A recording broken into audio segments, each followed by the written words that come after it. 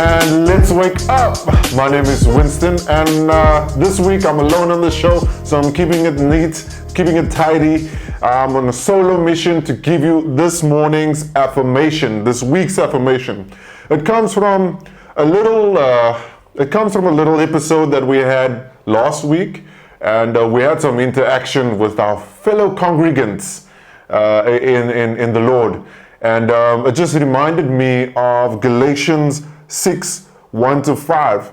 It's long, so please bear with me, but there's a lot of nuggets that I want to share with you today, and I hope that you go along with me on this journey. It's not only for this episode, but for every episode that you will see from here on out, and that is to hold each other accountable. So in Galatians 6:1-5, it reads, "Brothers, if anyone is caught in any transgression, you who are spiritual should restore him in a spirit of gentleness. Keep watch on yourself, lest you too be tempted. Bear one another's burdens, and so fulfill the law of Christ. For if anyone thinks he is something when he is nothing, he deceives himself.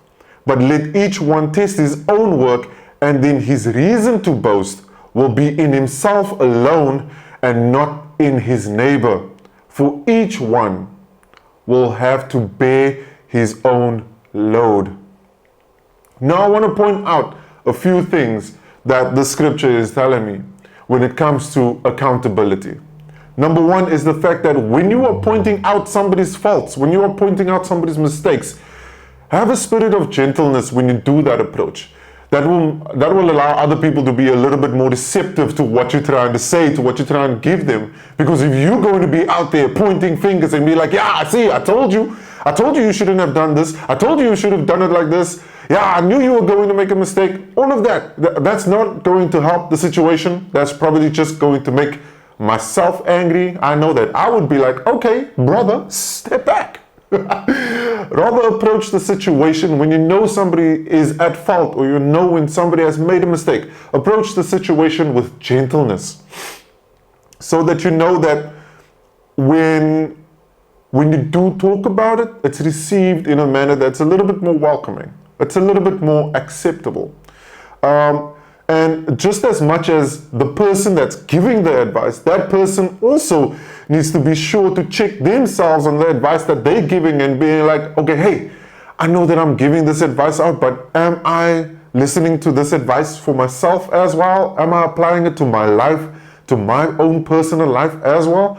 So there's that duality at play when it comes to holding somebody accountable, is that just as much as I'm holding you accountable in what you are doing, I'm holding myself accountable in the things that I apply to my life as well. And also that nobody, when you are holding one another accountable, that nobody is greater or better than the next person. We are all sinners. We are all at fault at some time or another. We all have some things that we've done in our lives that are wrong from the next person or anything like that. But remember that you are not better than the next person. So therefore, in your approach of gentleness, be humble. Because one day you might make a mistake as well. And then you too may need that gentle reminder to just, "Hey brother, maybe we should stick to this lane. Hey brother, maybe we should stick to this type of food. Guys, I need to get back to my diet plan, guys. I'm sure that my wife is listening to me right now, but I need to get back to my meal plan. We set it out, we have to do it." She's shouting in the background. What did you say? Me too.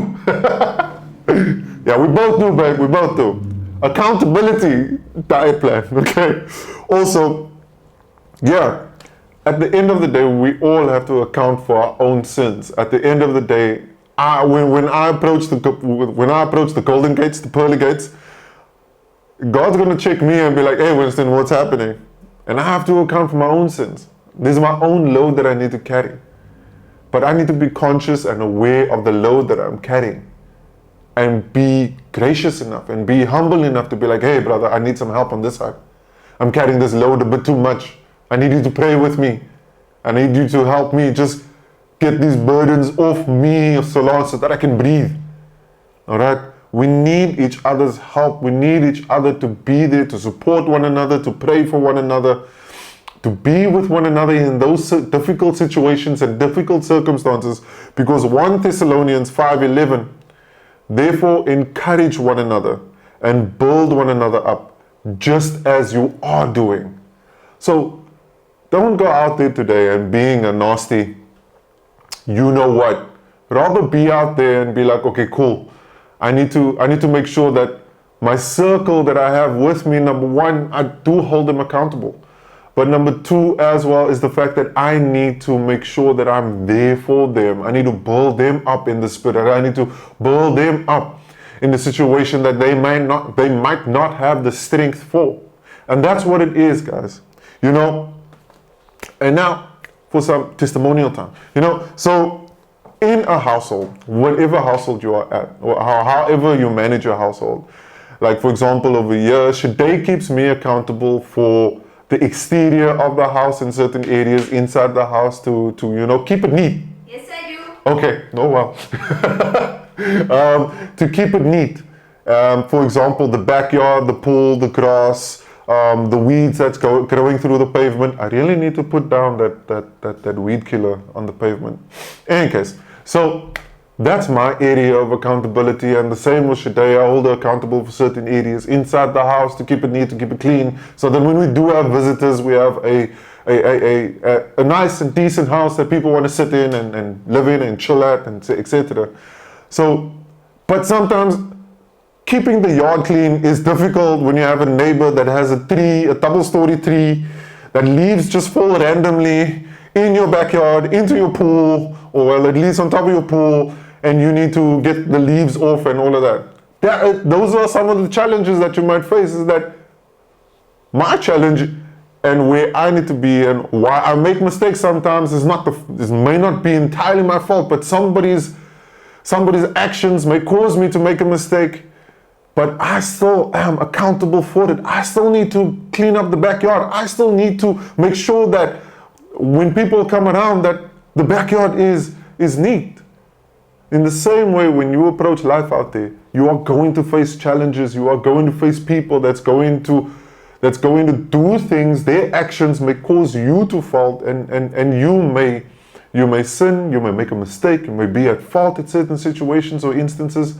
But remember this, is that regardless of the situation, or when you are in a mistake, when you make a mistake, allow people to approach you and be like, hey, we should have done this rather than doing that. Be gentle in your approach.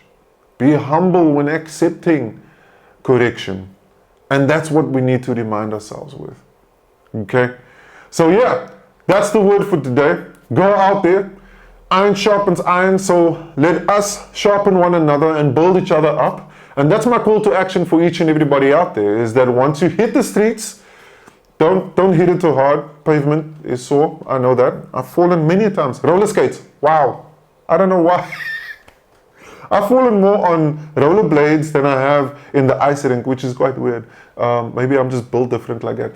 In any case, that's my call to action, guys. I hope that you guys enjoyed this episode. Like, subscribe, hit us up with any testimonials that you have. Connect with us on all of our socials that you know of. Email us at letswakeup021@gmail.com. Yep, we're coming straight at you from Kapstadt.